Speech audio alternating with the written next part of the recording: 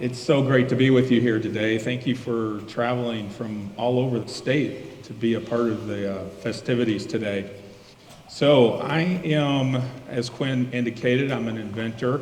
I'm also an entrepreneur. I've been an entrepreneur for 24 years. And as Quinn indicated, I'm also an engineer. I've actually been out of school quite a long time, 32 years as an engineer.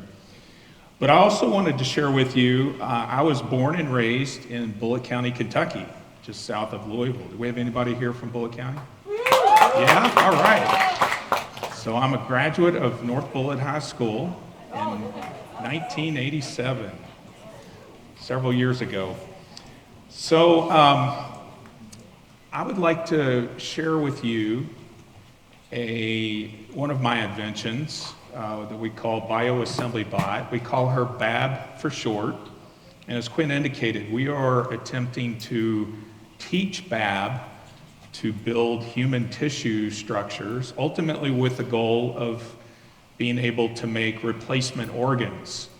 So if you have a diseased or damaged organ, we're teaching BAB to be able to build replacement organs, actually from your cells, if you were the one that needed the organ, and build you a new one.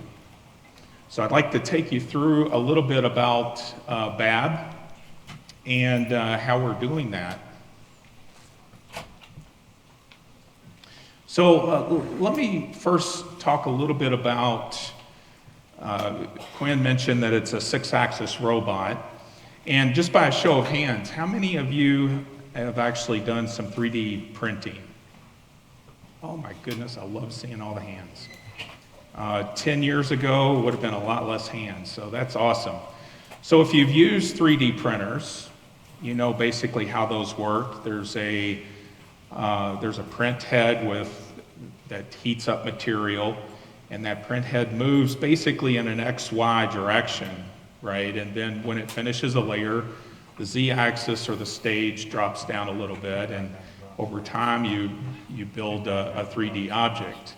So BAB has the capability of doing that additive building, but she also, because she has 6-axis, can do a lot more. In fact, her arm movement is very similar to what our human arm is. So if you look at our human arm, we have 7 degrees of movement, and BAB has 6. So she's very human-like in terms of her ability to move. You can see in the videos what that enables her to do. She's able to inject cells into very tight, precise locations. She's able to follow contours. These are movements that traditional 3D printers are unable to do. But that capability opens up all the possibilities to deal with a very complex task of building human organs. So she's uniquely qualified to do that. So number one, she has the 6-axis capability. Number two, we designed BAB to have the ability to disconnect her hands. So at the end of her robot arm at her wrist, she's actually able to disconnect her hand, and we call them BAB hands. So we've engineered 24 BAB hands that are designed to do different tasks. So at her wrist, she's able to have a universal connector that connects data, electricity, even pneumatics. And from that universal connector down, we have the freedom to design BAB hands to do very specific tasks. So we've designed BAB hands that allow her to inject cells, to 3D print, to pick up material within her workstation and move items around within her workstation. She's actually able to connect to other pieces of equipment. You might imagine building human organs is a complicated process, and it requires a lot of different pieces of equipment. So she's able to do that. So BAB hands as a second piece is really key to the innovation that we've brought forward. And then finally, we have our BAB intelligence. And so BAB now has a large language model that's fully integrated into her platform. And so when I graduated engineering school back in 1993. I've always had a passion for robotics. I've always loved working with robotics, but when I came out of engineering school, you really had to have a skill set and controls, software programming, and it's really awesome today to be able to integrate a platform like BAB, and now you can just have a conversation with BAB and tell her what you want to do. So we have customers all over the world. In fact, we are in 16 countries. We have customers in 16 countries, plus the International Space Station. And that was as an engineer, that was really an incredibly cool highlight in my career so far. We went up on SpaceX 30, and the ability to watch the astronaut once the payload arrived on the International Space Station, watching the astronaut actually position our BAB equipment into place and actually run the experiment was really awesome. So we have customers all over the world. I'll tell you from a business perspective, what our objective was to design a robotic platform that was easy to use. We weren't going to necessarily be the company that made the organs. We wanted to make the robotic platform that we could put out into the world and have the really smart scientists and doctors utilize BAB to help them translate what they're working on in the research lab into something that can help humans. And so the idea for BAB came about in 2010, if I didn't mention that already. So 15 years we've been at this particular project, and it is awesome to see. We have some of the smartest people on the planet that have expertise in the heart, in the eye, and the liver, and the pancreas, and BAB is helping them translate solutions so that ultimately, if you have a diseased or damaged organ, that you'll be able to utilize a technology like BAB to help replace a new one. I've got a limited amount of time here today, but I did want to at least share with you one case study. This is a case study with one of our customers. You're looking at Dr. Doris Taylor. I love Dr. Taylor. She is just a remarkable human being. She was an early pioneer in a technique she developed called decell and recell. I'm going to get to that in a little bit, but Dr. Taylor, you see here in the picture from a couple years ago, she was presenting at a CNN event called Life Itself. And you can see behind her is BAB. BAB was on stage with her. And I'll come back to how BAB plays a role in this, but first I wanted to just take you through the innovation that Dr. Taylor has been able to bring forward to the world. It's such a special story because Dr. Taylor got involved in biology early in her career, and she faced a lot of hurdles along the way, and it's really remarkable, her tenacity. Jeremiah talked about the failures, and she's had a lot of failures in her career, and she persisted and continued to pursue her vision. And let me share with you a little bit about what that means for the world. So, decellularization and recellularization. This is a technique that Dr. Taylor pioneered. Here's how it works. She takes a cadaver heart. So let's say a human heart from somebody that's passed away. She goes first through a decellularization process. What that means is she strips out all of the biology out of that heart. When she's completed with that step, it's called a ghost heart.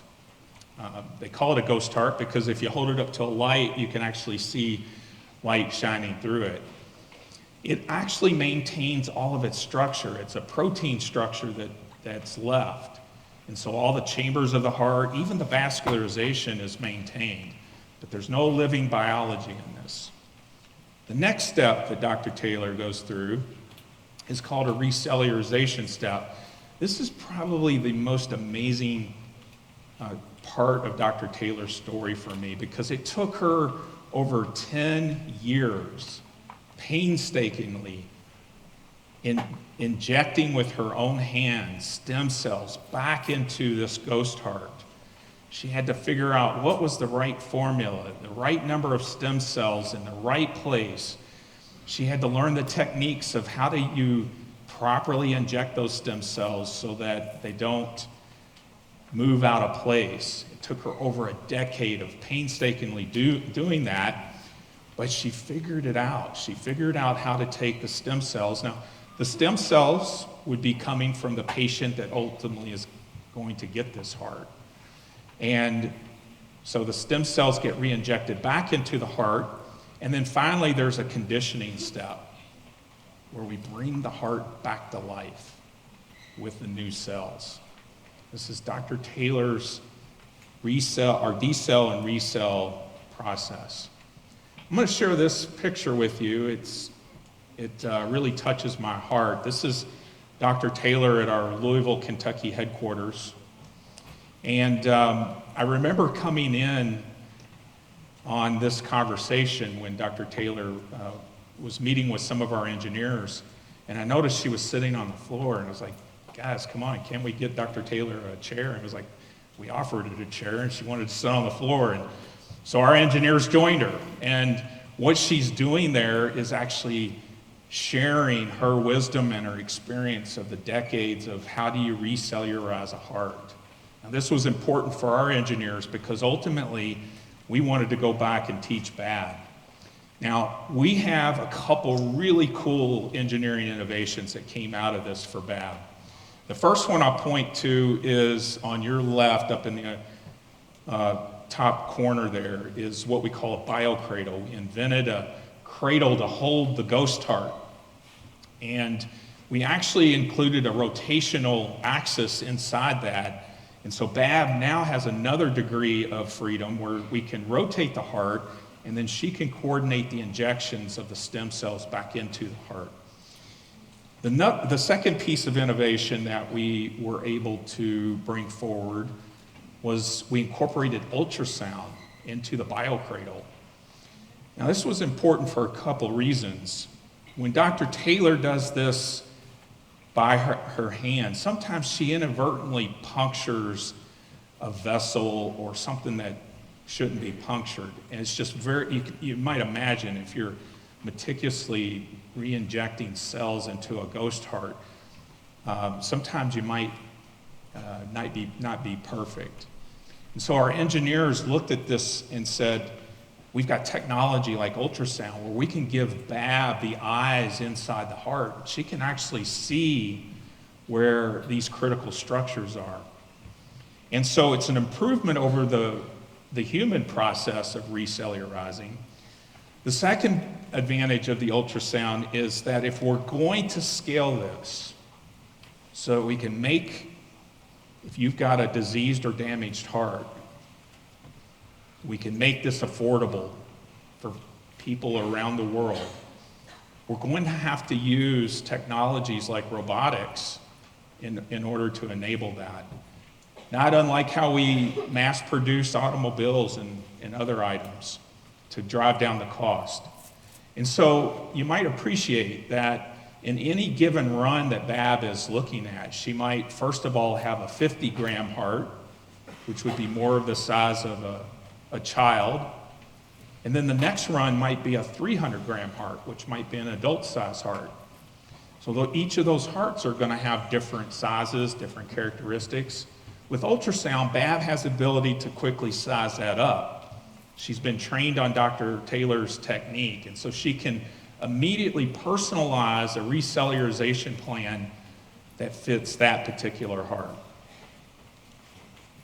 And I'll just close by sharing with you, this is a picture of one of Dr. Taylor's hearts. We've just put this into a conditioning state. So it's been recellularized with another human cells, and we're starting to bring this heart back to life. And so this is one example of hundreds across the planet that BAB is helping with.